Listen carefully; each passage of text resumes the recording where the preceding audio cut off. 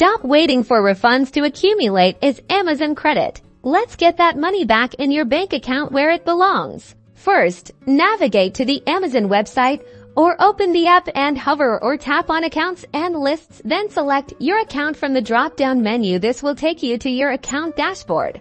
On the Your Account page, scroll down until you find the Payment Options section. Click on Payment Options to manage your payment methods. On the Payment Options page, you'll see a list of your current payment methods. Look for the Add a Payment Method section, and then click on the Add a Bank Account option. It's usually represented by a bank icon.